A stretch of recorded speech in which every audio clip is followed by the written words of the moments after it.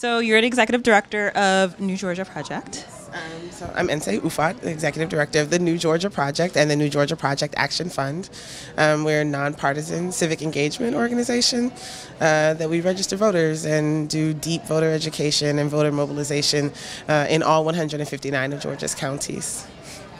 Awesome. So I remember meeting Stacey Abrams, and I know she handpicked you to succeed her, right? Right.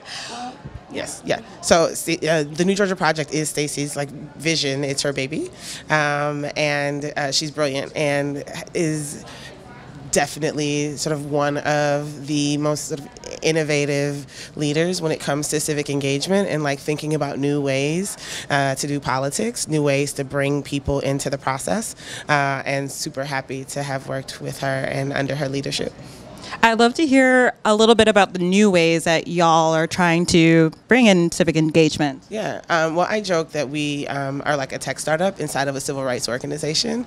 And we are not data driven, we are data informed. I mean, ultimately, we're still community organizers going out and beating the street and having conversations with people on their front porches and on their couches about the issues that really matter. But I say that our targeting is really sophisticated in terms of where we go and who we talk to and the communities that we're doing work in. We build a lot of mobile apps in order to try to gamify civic engagement. And so the things that we learn from the science of video games and how to make them addictive and how to get people to really engage with them, we take and apply it to the civic engagement apps that we build.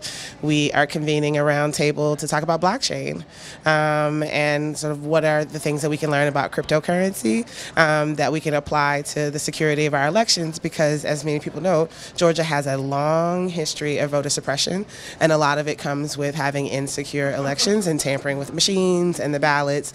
In addition to, white supremacists on the back of pickup trucks trying to intimidate black voters. And so we, fight on the streets and in the streets to expand the electorate, but we also sort of meet the sort of changing face of voter suppression with technology, trying to leverage technology. Yeah.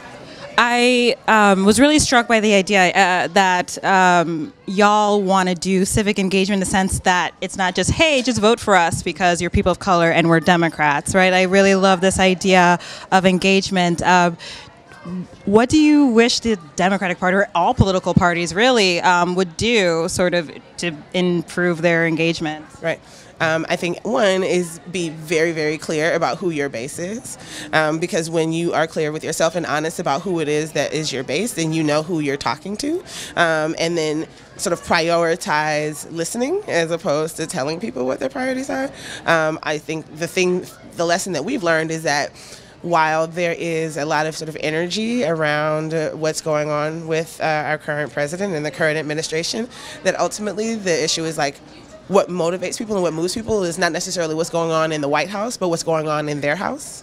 And that if we are constantly doing the work to lift up the issues and to sort of provide solutions or to develop solutions with communities of color about the issues that are going on in their house, that's where we will begin to see long-term sustained civic engagement that includes protests and showing up to city council meetings and participating in budget hearings and, of course, voting. Love it. I would love to hear a little bit of a personal story from you. So I've been asking everyone, She the People is about women of color finding their political power. When did you first discover your own political power?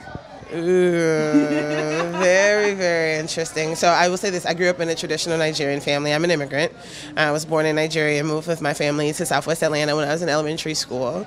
And so I think that... When did I find my political power? Okay, so 1996, the Olympics had come to Atlanta. And, wealthier nations have access to all of this swag for their athletes. So U.S. athletes had Coca-Cola sponsored everything, but a lot of African nations didn't have those access to those resources, didn't have those corporate sponsorships. And so me and my mother and an organization that she founded, the Coalition of Concerned Africans, worked to recruit a bunch of corporate sponsors and we created La Maison de l'Afrique.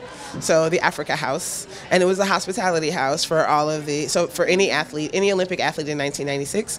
And so going out and demanding of these corporations that they give money to African athletes and to African immigrants because our communities support their products, and realizing how to sort of leverage our stories in order to raise resources and organize resources to get our communities the things that they need. And so I was just a kid at the time. I was like a precocious, maybe 14-year-old. But it was my first sort of lesson in organizing, right? But also like not being ashamed to ask for the things that your community needs and not being ashamed to ask for the things that your campaign needs. Yeah. I love that. There's no shame in asking, right? Closed mouths do not get fed. That's so true.